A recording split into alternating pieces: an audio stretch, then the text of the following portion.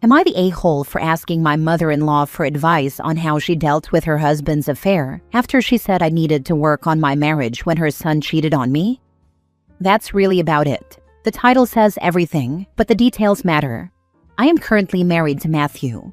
He had an affair, and once I found out, I filed for divorce. There wasn't a dramatic confrontation at first or a long back and forth, just the realization that the marriage was broken beyond repair. Not long after that, his mother came to me. She told me I needed to work on my marriage and that I shouldn't give up so easily. Instead of arguing, I asked her a simple question. I asked how she dealt with her own husband's infidelity during their marriage. She immediately started stammering and asked what I was talking about, as if the idea were completely foreign. So I explained. 5 years ago, her husband had an affair. If she truly expected me to work through Matthew's cheating, then I needed advice from someone who had been through it herself. I asked her directly how she handled her husband's affair. I also told her that Matthew had asked me not to talk about it, and that I had respected that request by keeping my mouth shut. The moment I said this, she stood up and left without another word. From what I later heard, the fallout was immediate and explosive. She confronted her husband, who denied everything. Matthew also denied knowing about the affair at all, much less that he had asked me to pretend nothing happened. My mother-in-law is now furious, not only at her husband for cheating, but also at Matthew for keeping her completely in the dark. For the record, my goal was never revenge. I wanted her to leave me alone, and for once, actually consider my point of view. I made up the affair story in the moment because I was tired of being pressured to forgive something she herself had never had to openly face. Edit to add, the truth is far worse. I only found out about Matthew's affair because he gave me chlamydia. During the fights that followed, I learned there had been more than one affair. It also came out that my father-in-law actively helped him cheat. He told my mother-in-law that he was golfing with Matthew on Saturdays and that they were taking overnight fishing trips together. Those lies were cover stories, and he knowingly provided them, so Matthew could be absent from home without suspicion. Lastly, for context, my mother-in-law owns the house we lived in and charged us cheap rent. That's why she was able to walk into my home while I was packing my things to leave, and why I didn't immediately tell her to get out. That's the full picture. Now for the top comments. Wait, you made up the affair? So her husband never cheated? That you know. If so, you're absolutely the a-hole. How dare you interfere in someone else's marriage? You could have caused irreparable damage. I was all for you doing that until I saw you made the whole thing up. She was interfering in mine without the proper frame of reference. Now that she knows what it feels like, maybe she will better understand why I am not staying in that marriage. OP, I'm a little confused. Did father-in-law cheat on mother-in-law? If father-in-law cheated, you are not the a-hole. Mother-in-law shouldn't have raised a cheater, and instead should have taught her son to take accountability for his actions. She honestly should be apologizing for raising a steaming POS. But if father-in-law didn't cheat and you made it up, then you're the a-hole. You could have literally said to mother-in-law that rather than blaming you and telling you to work harder on your marriage, her son should have done the same, instead of sticking his dick in someone else, then walked away. You didn't have to ruin another marriage in the process. I made the affair up to force her to see what she was asking me to do. So your husband didn't say his father cheated on his mom? You created a grenade and chucked it right into someone else's marriage? I did. She couldn't understand how her son made me feel. I wanted her to know before she kept pushing for reconciliation. Okay, at first I thought, not the a-hole. Then I read that you made it up and thought you're the a-hole. Then I read that the father-in-law helped cover up your husband's affair. Not the a-hole. That family is toxic. Everyone sucks here. Here are the reasons, in order from least bad to worst. 1. OP for lying to her mother-in-law about her father-in-law having an affair. 2. Mother-in-law for telling her daughter-in-law to stay in the marriage and not talking to her own son about what he did to kill the marriage. 3. Father-in-law for helping his son cover up the affair. 4. Husband for cheating, and everything that followed. Next story. Am I the a-hole for congratulating my family on losing me and keeping my cheating ex-girlfriend? I, 23 male, dated Hannah, 23 female, for 7 years. I loved her, and we lived together for 3.5 years when I found out she was cheating on me. It wasn't one time or one person either. She had been cheating for years, and there were 3 guys that I know about. One of them got her pregnant and then dumped her, which is the only reason I found out she was cheating.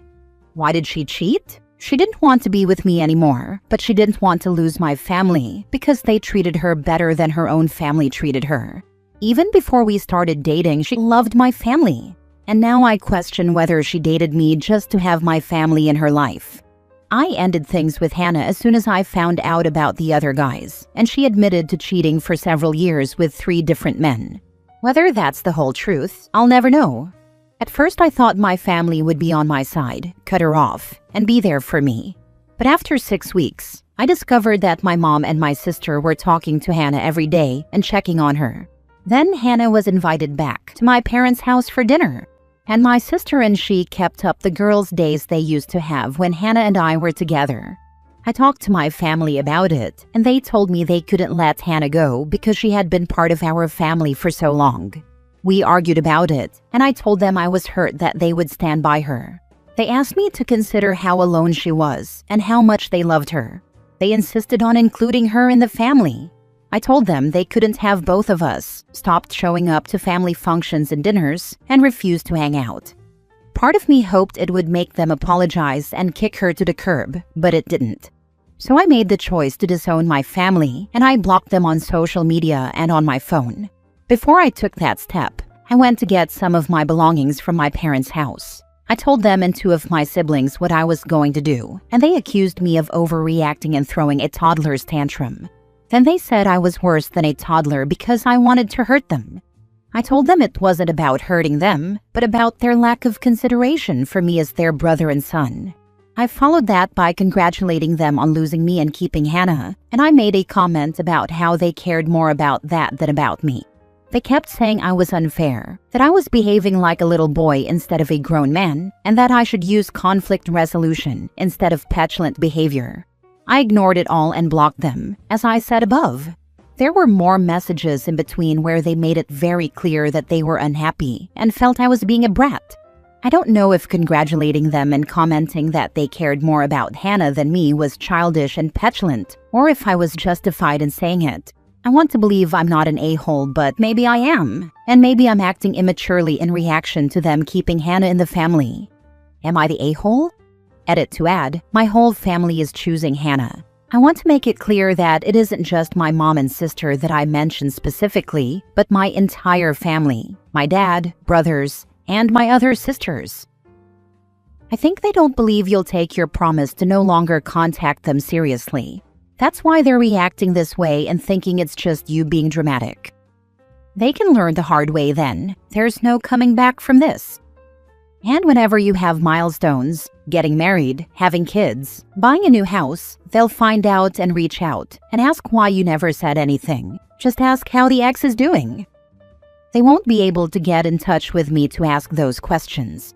If they have them, they can sit and reflect, or maybe look around the happy family dinner table, see Hannah, and know why they're no longer a part of my life. If she stays around, Hannah may ditch them at some point. She could, but I feel like she's too into having a family who'll apparently stand by her no matter what. She will trade them in for her next partner's family the minute they like her. Then your family won't have Hannah or you anymore. I have 3 boys, and I would never prioritize a cheating ex over any of them. I hope you find a new chosen family to support you, not the a-hole. Last story. Am I the a-hole for buying a house and moving my family out of my mother-in-law's house? Background. My wife, 36 female, has 3 siblings. First brother, 35 male, sister 28 female, and second brother, 22 male. Before COVID, my father-in-law passed away, and my mother-in-law was devastated by it. At the time, sister and second brother were still living at home, and second brother was still in high school. I convinced my wife to move us and our daughters in with my mother-in-law to help her take care of things, bills, house upkeep, etc. Mother-in-law loved the idea and said that $2,000 a month would cover all our expenses. Phone plan, car insurance. We combined both families onto one, utilities and food. She also said that we would be considered co-owners of the house, with equal access to all spaces and equal say in all decisions. We agreed and moved in during 2020.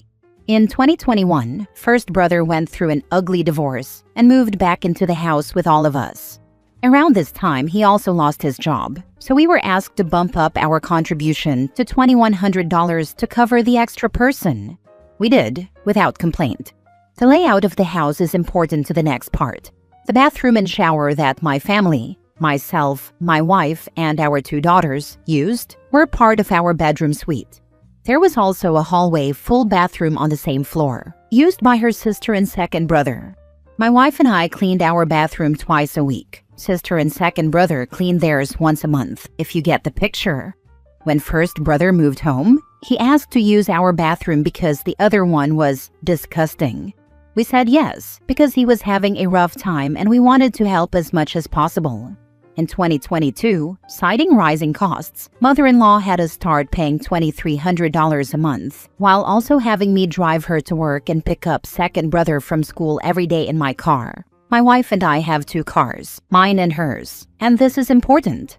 In 2023, second brother totaled his car, and mother-in-law asked if he could use my car.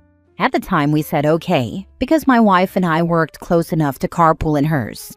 Mind you, we were still making payments on mine. Second brother made payments to us for the car for 6 months, before he also lost his job and decided to stay unemployed while attending school online. Mother-in-law set up a credit card for him for gas money, which she pays. Her sister is also unemployed and has never had a job. In early 2024, my wife asked her sister to clean up part of the kitchen table that sister had been using for hobby projects financed by mother-in-law. Mother-in-law said that sister was entitled to that space and needed it to work on her things. By this point, my wife and I had bought a mini fridge and microwave for our suite because we never had access to the kitchen for cooking or food. Our contribution was also increased to $2,500 a month. We asked for a breakdown of finances because we were unsure where our money was going. It's important to note that around this time we learned that father-in-law's life insurance had paid off the mortgage on the house and his car, which second brother wrecked. Mother-in-law had bought her own car prior to this and told us she was making payments on it to try to stay ahead of everything, though we didn't ask what that meant. In 2024, first brother got a girlfriend, Gina, who moved in with us along with her son.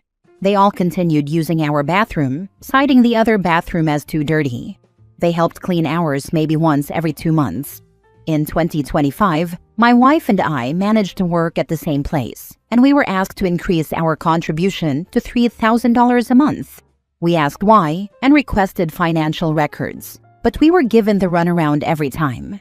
During this period, I paid off my car and gifted it to second brother, trying to avoid an argument over money. In mid-2025, I helped first brother with something outside the house and casually asked what he and Gina were contributing financially. He said about $500 every month or so. Curious, I dug further, and he told me that mother-in-law had been making double payments on all her credit cards and car loans for years. I confronted mother-in-law, and she said, "It's my house. I'm just allowing you to live here." At that point, my wife and I had an honest conversation about whether we could continue living there. My wife had been written into mother-in-law's will for co-ownership of the house with her sister, since sister has never had a job or even a driver's license, and mother-in-law wanted to make sure she always had somewhere to live. In late summer 2025, my wife and I got a unique opportunity to buy a house with a perfect layout, 5 minutes from our work and in a great school district. We started the process and told the family. Mother-in-law yelled at us, calling us liars and promise breakers, accusing us of refusing to do what we promised. She said we were abandoning the family, abandoning our responsibilities, and proving ourselves to be untrustworthy. We continued moving forward in the process, got the keys to the house, and moved over Thanksgiving. Only my wife's cousin, who lives 4 hours away, came to help us. The rest of the family mostly ignored us. On the last day of moving, there was a huge snowstorm, and I was at my mother-in-law's house loading the truck alone. My wife, daughters, and cousin were at the new house unpacking boxes and trying to get things set up. First brother and second brother came outside and made snowmen while I was loading the truck. And when I asked for help, they both claimed they were busy. Mother-in-law saw me once and complained that I'd gotten the floor wet from snow. I left and nobody said goodbye. For the record, I picked up the moving truck at 11 a.m. and returned it at 11:58 p.m. During this time, my wife and I fully separated our finances, phone and car insurance, before we moved into our house. In the first week of December, mother-in-law contacted us and said that we owed her $1,000 a month for the next year to cover our living expenses and the sudden move. We said no, we don't live there anymore, and she responded, "When you fail, you can't come back." After that, she only texted my wife in group chats with my wife's aunts and grandmother, but never directly. We haven't seen her since, even though we had planned activities together that she later had to abandon due to no longer being able to afford it. My wife is devastated because she had a good relationship with her mom up until this point, and now feels like she was just being used for money. For the record, everything we pay now, combined, comes out to less than $3,000 a month. So, am I the a-hole for moving my family out? Not the a-hole, but you both need to get a backbone. No disagreement here.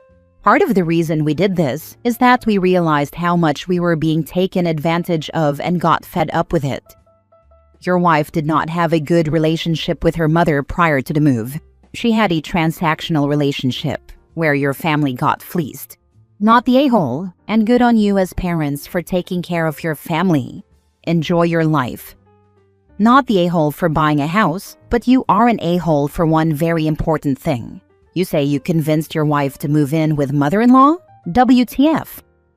I thought I was doing the right thing by helping family.